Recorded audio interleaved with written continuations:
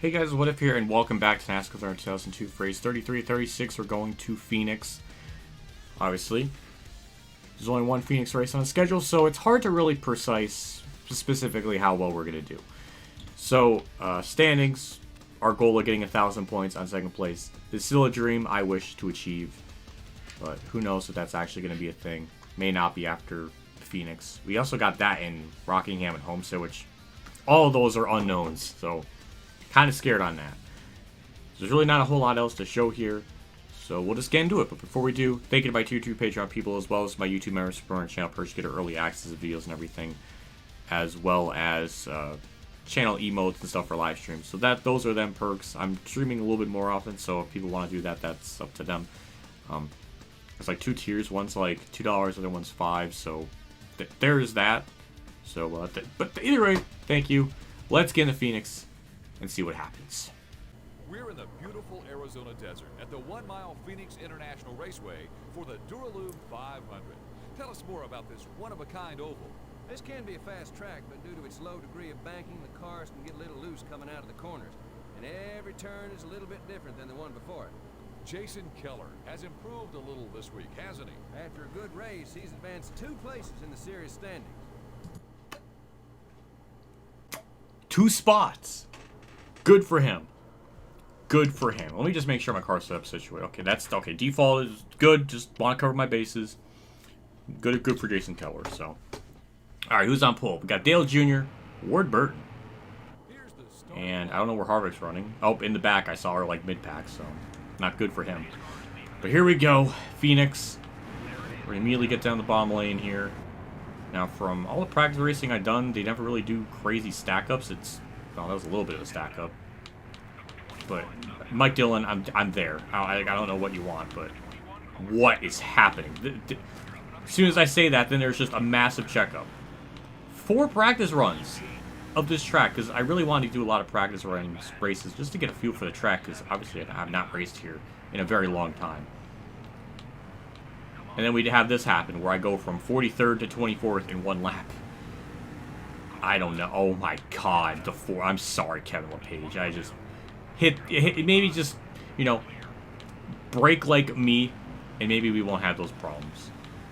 Because, yeah, you have to hit the brakes here, and it's terrible. So inconsistent of how much you need to slow down and how much you don't. Can't tap the yellow line, so you have to run a little bit above it, which makes it even harder. It just makes everything so much harder the way it needs to be. But I'm sorry, Harvick. It's just it's unbelievable. I look so awful playing this game, but that is just how it has to be run just to get around here, and it just is laughable. Like, just how much I have to hit people when I don't need to. But whatever, we're 17th. I can't explain it. But all the practice runs I did was this track was pretty difficult. They didn't really slow up or check up. But then once I started recording, then it's just like the biggest shit show ever. So I can't explain it. And just like that, we're going to get by Michael Waltrip for 15th. And on my practice run, I was running like 15th. That was like about the furthest I was able to get through the field before pit stops. And then here I am, 5 laps in, just effortlessly in 14. I mean, it took a lot of checkups and weird stuff to happen, but it's so hard to anticipate what to expect. Even when you think you have it all figured out, like frickin' New Hampshire, there's just a magical yellow midway through the race that messed up everything. But yeah, now it's on default. Default is humanly possible, and we're just 12th, running really well. Also, another thing I have to point out is what is wrong with the gears game ratio? The game's gear ratio. Did I see the gears game? I don't know. But it just feels like it bogs down so much off of turn 2 and 4. Like, it feels wrong. I feel like I shouldn't be down to like almost 5,000 RPM. Because then when I get off the corner, it just has no speed, and it takes the entire straightaway to get that speed built back up. I don't know. It's really weird. I don't know if that's just a game thing or that's always been like that, and I've been gaslighting myself wrong the whole time, but this track in particular, I just really feel that just bogginess of it. But we're somehow 10th. I'm so lost. That was 9th. One of the most cleanest, smoothest passes, and it was to the most cleanest person in NASCAR. Somewhat. So, I guess, probably cleanest NASCAR driver. So that was appropriately fitting. And we're going to pass Chad Little, who had really one race where he probably should have won, but didn't. He's got that going for him. Ward Burton, you're an absolute master and a legend. And Ricky Rudd, hey, he might get to 12th in points today after I adored him with little respect, even though I respect him a lot. P6. Am I going to have a shot to win this race? I didn't think that was even in the cards today. Good run for Tony Raines. I can't really make the pass. He's right in my lane. If I braked like I normally would, I would have just ran him over. Glad I got punished for all of that by sliding. I'm sure that's going to help the tires out. Tony Raines and Tony Stewart cannot figure out which position they want the most. They've just been side by side this whole time. I can't really do anything about it. So I've just been sort of stuck. I think Tony Raines is finally ready to get one of the Tonys to figure it out. So I can get down. Tony Stewart, you fucking idiot. It's just... It's just so hard to race with him if they're just going to make random moves against my will or just turn left. I kind of expected him to just kind of stay in his lane. So yeah, it's even hard just running by them or near association with them because I don't know what they're going to do. I think we're going to get to the inside of him here, so I think we're going to finally make the pass on him. I'm going to give him all the room on the frickin' front straightaway because, yeah, look, he frickin' did that same shit where he turns to the left a little bit, so... Glad I gave him the extra space there, but we finally got a top 5. I was about to head down pit road, so that's good. Just, it did not need to be that complicated. But, yeah, pit road time. 100 miles an hour. Bottom of the line just took the lead, so interesting. So, yeah, standard 4-tire stop. Also, I have to give a shout-out to WhatiFRacing for mentioning that the pit crews were only mandated to wear helmets after 2001 Homestead.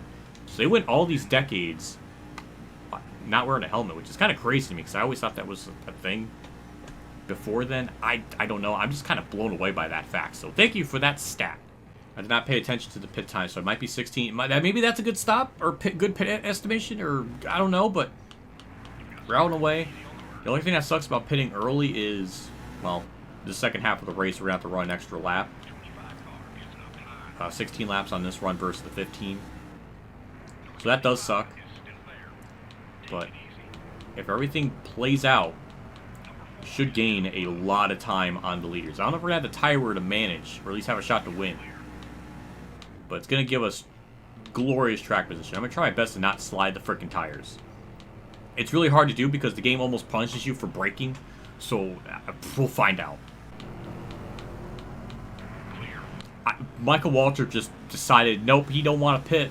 And just turned right. Probably a bad... I don't understand that decision. That did not make any sense. Everything's not totally cycled through, but we're just about in the top 10.